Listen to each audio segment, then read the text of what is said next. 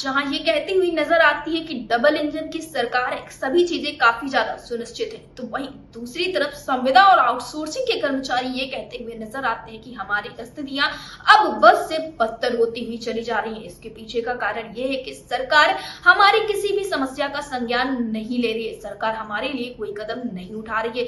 न जाने कितनी बार इन संविदा आउटसोर्सिंग स्कीम वर्कर्स ने प्रदर्शन किया, न जाने कितने सारे ज्ञापन पत्र सौंपे और न जाने कितनी पैरवी की सरकार की, लेकिन सरकार की तरफ से कोई कदम नहीं उठाया गया, जिस वजह से इन कर्मचारियों में अब बेहद ही नाराजगी भी देखने को मिल रही है। इनका यही कहना है कि सरकार कम से कम इनकी समस्याओं का संज्ञान ले और उनके हल को लेकर कदम तो बढ़ाए, लेकिन सरकार है कि सुनने का नाम ही नहीं ले रही है इनकी समस्याओं का। लेकिन अब इन कर्मचारियों ने यह ठान लिया है कि जो 9 जुलाई को प्रदर्शन होगा वो इतना व्यापक प्रदर्शन होगा कि सरकार भी मजबूर हो जाएगी इन कर्मचारियों की तादाद को समझने के लिए, इन कर्मचारियों की समस्याओं का हल करने के लिए। फिलहाल इस विषय पर ज्यादा जानकारी देते हुए all India trade union Congress के महामंत्री चंद्रशेखर ने क्या कुछ कहा, आप भी सुनिए। चंद्रशेखर जी, आपका हमारे चैनल अटल टीवी पे बहुत बहुत स्वागत है।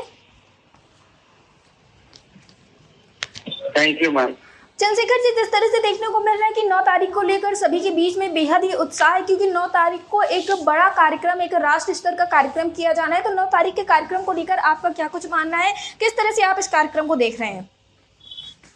देखिए, इस समय मजदूर, आम जनता और सारे विभाग के कर्मचारी जी बहुत परेशान है जी, और सरकार की जो ये नीतियां है, रोज नई नई उनकी आदेश जारी हो जा रहे हैं। जी जैसे कि अभी शिक्षा मित्र धरने पर बैठे हुए हैं, लेकिन माननीय मुख्यमंत्री जी उनकी नहीं सुन रहे हैं। बिजली के आप आंदोलन को देख रही हैं, जी जब कई महीनों से चल रहा है, और ऊपर से जो बिजली विभाग के चेयरमैन हैं एक आदेश जारी करते हैं और एक घोषणा करते हैं कि जो भी जेल जाना चाहे वो एक रजिस्टर रख दिया जाए, उस पर अपना नाम लिखते हैं। जी मतलब एक तरीके से धमकी। जी तो सारे कर्मचारी उहापोह की स्थिति में हैं और वो चाहते हैं कि सरकार को घेरने के लिए जी कि हम सरकार को घेरें और अपनी जो हड़ताल है जी उसको सफल बनाए, ये उत्साह है। और हड़ताल क्यों जरूरी है?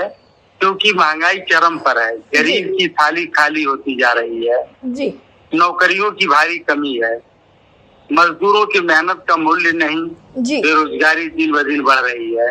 जी किसान, मजदूर, कर्मचारी, छोटे व्यापारी सब संकट में हैं। जी शिक्षा, स्वास्थ्य, बिजली व रोजगार सब कुछ निजी हाथों में बेचा जा रहा है। जी सरकारी कर्मचारियों की पुरानी पेंशन योजना बहाल नहीं की जा रही है। जी जी लगातार आंदोलन हो रहे हैं। संविदा, ठेका और टेम्परेरी वर्कर हैं, युवाओं का भविष्य तबाह कर रहे हैं। समय है आवाज उठाने की।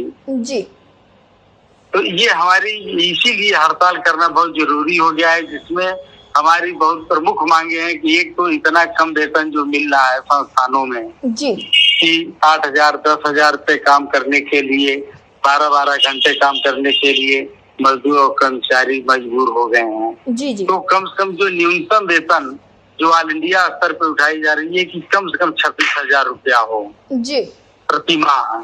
जी चंद्रशेखर जी, जो आप लोग की ये राष्ट्रीय हड़ताल होने वाली, तो इसका सरकार के ऊपर किस तरह का असर देखने को मिलेगा?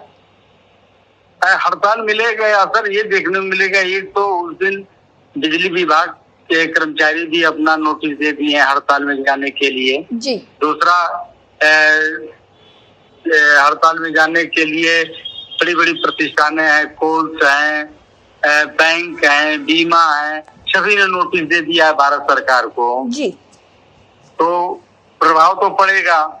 रेलवे के कारखाने बंद होंगे, रेलवे शायद न बंद हो, ट्रेन न बंद हो, लेकिन उनके जो कारखाने हैं, जी लोको जी जी वर्कशॉप, वो सब में हड़ताल रहेंगी। जी रोडवेज में और कानपुर में तो प्राइवेट वाहन वगैरह, नोएडा में, गाजियाबाद में भी प्राइवेट जो टैक्सियां, ऑटो और ई रिक्शा वगैरह है, ये सभी लोग हड़ताल करने का नोटिस दिए हैं। जी और पूरा मूड बन गया है सरकार के खिलाफ कि सरकार को अपनी बात पहुंचानी है, ताकि बेलगाम होकर के सरकार काम कर रही है। जी उसको जनता की, कर्मचारी की बिल्कुल चिंता नहीं है। इसलिए कर्मचारी और आम जनता परेशान है और हड़ताल करेंगे। उत्साह है कर्मचारियों में। जी तो जगह जगह पे मीटिंगें हो रही हैं, सभी शहरों में, औद्योगिक प्रतिष्ठानों में जी इसको सफल किया जाए। जी चंद्रशेखर जी, जो 9 तारीख को आप लोग की हड़ताल होने वाली है, उसको लेकर आप सभी अपने कर्मचारी साथियों को क्या कुछ कहना चाहेंगे? मैं सभी कर्मचारियों से इस हड़ताल में शामिल होने का आह्वान कर रहा हूं और इस संबंध में हमारे सेंट्रल ट्रेड यूनियन के लोग 1 जुलाई को लखनऊ में बैठक भी करेंगे। जो उसके पदाधिकारी हैं, हमारी क्या रणनीति रहेगी कि हम राजधानी में कहाँ पर एक अच्छा आम सभा करके जनता के अंदर मैसेज भेजें। और हम लोग पूरे प्रदेश में निगाह बनाए बैठे हैं, जो उत्तर प्रदेश की है। बाकी तो केंद्र में जो हमारे केंद्रीय पदाधिकारी हैं वो लोग लगे हुए हैं, वहां से देखेंगे। उत्साह है कर्मचारियों का। मैं आह्वान बार बार कर रहा हूँ कि सरकार को घेरने की जरूरत है। अगर हम लोग एकजुट होंगे, लामबंद नहीं होंगे, हमारी हड़ताल सफल नहीं होगी, तो सरकार जिस तरीके से बेलगाम होकर काम कर रही है वैसे करती रहेगी और दिनों दिन कर्मचारियों की स्थिति बद से बदतर होती चली जाएगी। जी चंद्रशेखर जी, के टीवी से जुड़ने के लिए धन्यवाद।